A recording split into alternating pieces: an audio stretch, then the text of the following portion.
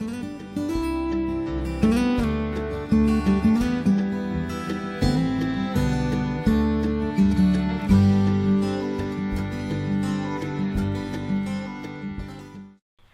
hello everyone, it's Luke from the MIgardener channel here with another very exciting episode for you today. It has been an absolutely amazing day, 72 degrees, you really could not beat it out, and we started getting our seedlings ready for the garden. Now, a lot of you have been commenting and asking us how we are doing that because we do things a little bit differently here. As you know, we grow big or grow home, and when we grow big or grow home, it's very difficult to plant to start your seeds in these little tiny four cell pots.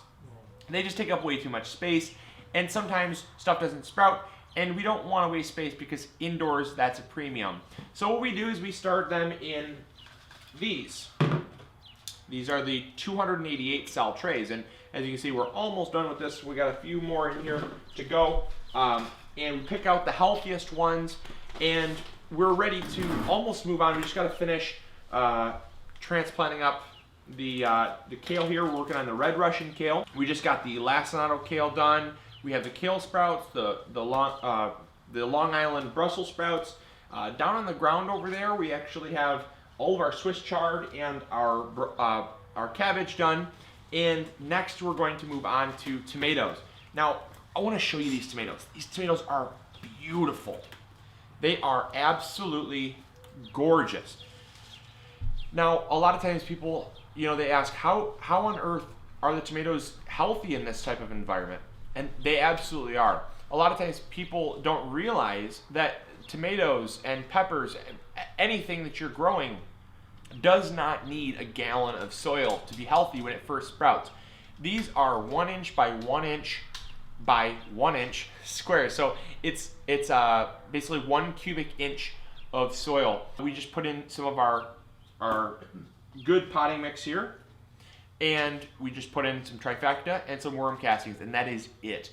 And that is what they're growing on. They're lush green, absolutely beautiful. And you want to transplant, if you're doing this method, you want to transplant right after they get the first set of adult leaves, because like these peppers here, these are going to be too small. We're going to have to wait a little bit because of the fact that we want them to actually have a first set of adult leaves out.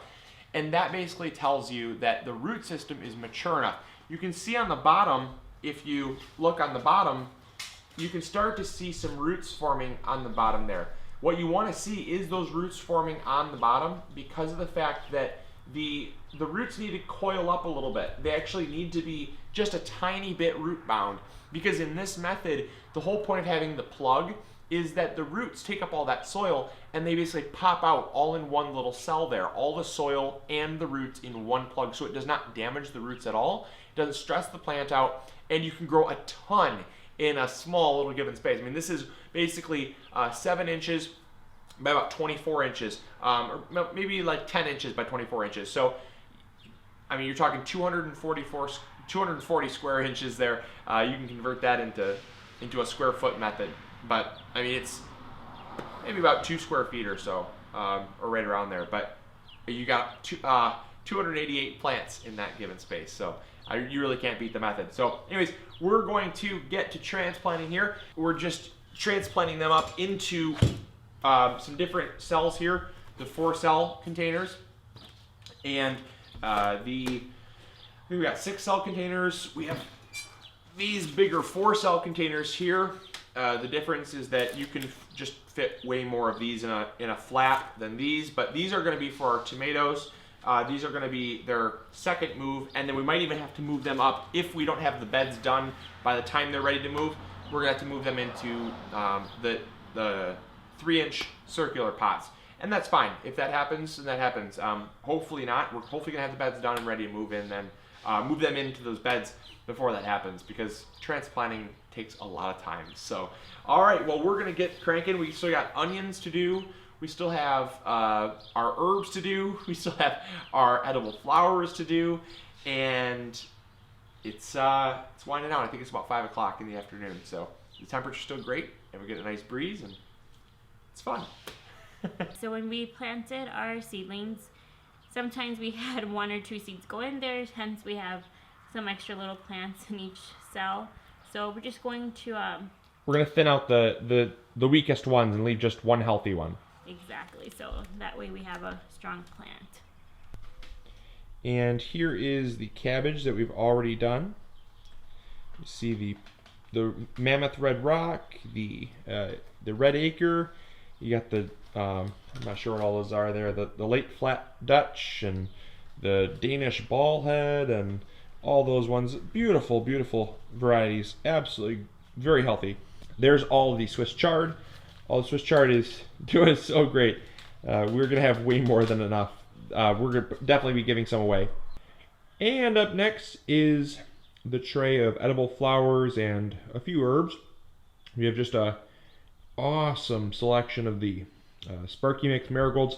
How beautiful those are. They're so dense, so densely planted, and you really can't see much soil. I absolutely love that. And then over here is the borage, some triple curl parsley, some green globe artichokes, and some black beauty eggplants and anise. Those are not ready to be transplanted yet. Those are going to wait a little bit, but the borage needs to get out because it's shading out the triple curled parsley, and so does the Sparky Mix marigolds. They need to go, so that's what we're going to do now. So there you go. Hopefully you all enjoyed. I know it did not have a whole lot of substance to learn from, but it was at least enjoyable and entertaining and inspiring.